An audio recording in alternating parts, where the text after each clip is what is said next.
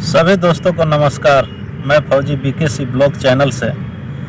हम जंगल में घूम रहे थे, तो जंगल में घूमने टाइम में दो साथी लोग से मुलाकात हो गई जो भोजपुरी भाषा में बात कर रहे थे। तो हमने भी वहीं में रुक गए और रुकने के बाद में काफ़ी कुछ बातचीत हुई। तो ये भैया जो बैठे हैं हमको एक कहानी सुनाने लगे।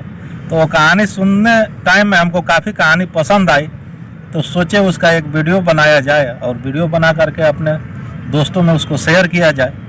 तो भैया से वो कहानी का वीडियो बनाएंगे और आप लोग को दिखाएंगे। अगर आपको अच्छा लगे तो हम सुनाने की भैया से पूछने की कोशिश करेंगे। भैया पहले अपना नाम बताइए, क्या नाम है? भाई मेरा नाम केदार प्रसाद है और मैं इस वीडियो के माध्यम से आप सभी जनता को नमस्कार करता हूं। और मैं जो बात भाई साहब के सामने प्रस्तुत कर रहे हैं उसको आप लोग ध्यानपूर्वक सुनिएगा। ये कहानी है उत्तर प्रदेश जिला फतेहपुर का, जहाँ से कहानी शुरू होती है कि एक मजिस्ट्रेट साहब थे। उन्होंने डेली उनके वहाँ एक नाई जाता था काम करने के लिए, डेली शाम को उसको बुलाते थे। वो आएगा उनके घर शाम को और उसका वो मालिश करते थे। तो एक दिन जज साहब ने बोला कि भाई मेरे को कोई कहानी सुनाओ। तो ठाकुर ने बोला कि साहब मैं क्या कहानी सुनाऊं, जो दिन भर आप जो कहानी करते हैं वही सत्य है। तो बोले कि नहीं भाई, मेरे को जो मैं तो दुनिया की कहानी सुनाता हूं, लेकिन आज कहानी तुम सुनाओ। तो उस ठाकुर का नाम था हरि राम नाई। तो हरि राम नाई ने बोला कि साहब आप ही सुनाइए जो सुनाना है। तो जज ने बोला नहीं, आज जैसे भी हो आज तुम्हें सुनाना पड़ेगा। तो वो बेचारे क्या किया, थक हार करके बोला ठीक है साहब मैं कहानी सुनाता हूँ, लेकिन आप सोइएगा नहीं। तो जज ने बोला ठीक है आप कहानी सुनाओ और मैं सोऊंगा नहीं। उसके बाद जो है हरि राम नाई ने अपनी कहानी की शुरुआत किया। कहा कि सर, अरब देश का एक राजा था जो कि बहुत अमीर आदमी था। एक दिन क्या हुआ कि तो हरि राम नाई ने कहानी को शुरू किया। राजा से बोला कि देख, अरब देश का एक राजा था। वो राजा जो है कि बहुत आयसी राजा था। एक दिन अपनी रानी से बोला कि रानी आज मेरी बिस्तरा जो है छत के ऊपर लगाओ। रानी ने राजा की बात मान करके दासी को बताया।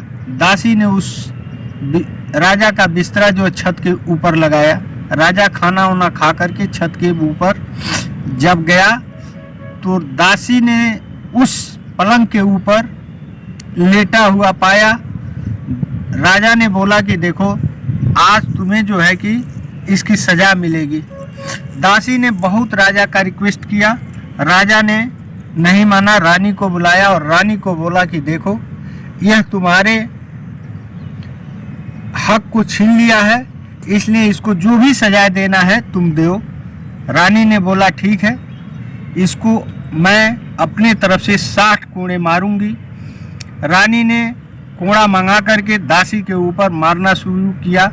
दासी ने बहुत रोया, बहुत क्षमा मांगा, लेकिन रानी ने उसे क्षमा नहीं किया। उसके बाद 30 कोड़े तक दासी ने रोते रही, माफ़ी मांगते रही। राजा ने कोई सुनवाई नहीं किया। उसके बाद जब 30 के ऊपर कोड़ा चलने लगा तो दासी ने हंसने लगी। जब सजा पूरी हुई तो राजा ने पूछा कि दासी ये बताओ, तुम्हें 30 कोड़े मारे तो तुम क्षमा याचना मांग रही थी, और 30 कोड़े के बाद तूने जो है कि हंस रही थी, इसका कारण बताओ। दासी ने बोला राजा सुनो, मैं एक रात 10 मिनट के लिए पलंग पर सोई तो इसकी सजाए तूने मुझे 60 कोड़ों से किया, इसलिए मैं 30 कोड़े तक हंस रही थी और 30 कोड़े के रो रही थी, और 30 कोड़े के बाद मैं इसलिए हंसा कि आज राजा जो एयासी कर रहा है वह ऊपर जाने के बाद उसको क्या सजा मिलेगी वो तो ईश्वर ही जाने। इसी के बाद वह नाई ने अपनी कथा को बंद कर दिया। जज ने कथा को सुन करके तुरंत अपना बिस्तर उठाया और घर के बाहर निकल करके एक इमली के पेड़ के नीचे अपना बिस्तर लगाकर उसी दिन से राम नाम जपना शुरू कर दिया। ब्रिटिश गवर्नमेंट सुबह हुआ आकर के उनको बहुत समझाया, उसका परिवार बहुत रोया, लेकिन उसने संन्यास ले लिया, अपनी नौकरी छोड़ दी। उसके बाद आज वही खटखटा बाबा के नाम से फतेहपुर के अंदर प्रसिद्ध हैं। यही मेरी कहानी थी, यही मैं आप लोग को सुनाना चाहता था।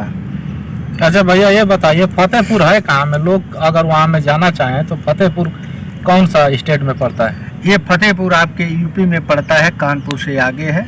और वहाँ जा कर के भी आप यदि इसका दर्शन करना चाहते हैं तो खटखटा बाबा के नाम से प्रसिद्ध है। अच्छा, इस कहानी का प्रमाण कहाँ से मिलता है? इसका लिखा गया है, कुछ किताब भी है इसका? इसका किताब मेरे पास है, एक लोटा पानी, उस किताब के अंदर आप इसे तलाशिए, मिलेगा। अगर कोई भाई लोग इस कहानी को अगर आप लोग पढ़ना चाहते हैं तो ये बुक का नाम है एक लोटा पानी, उसमें ये कहानी पूरा है, आप पढ़ भी सकते हैं। ये झूठी कहानी नहीं है, उत्तर प्रदेश की कहानी है, कानपुर के पास स्थित है ना भैया? कानपुर के पास है, फतेहपुर है। फतेहपुर। अच्छा, तो भाई लोग अब ये कहानी भैया ने जो सुनाई, अगर आप लोग को पसंद आ रहा हो तो लाइक और सब्सक्राइब करिए। फौजी बीकेसी ब्लॉग चैनल को सब्सक्राइब भी करिए, लाइक भी करिए, और यहीं पर हम ये कहानी को समाप्त करेंगे। जय हिंद, जय भारत।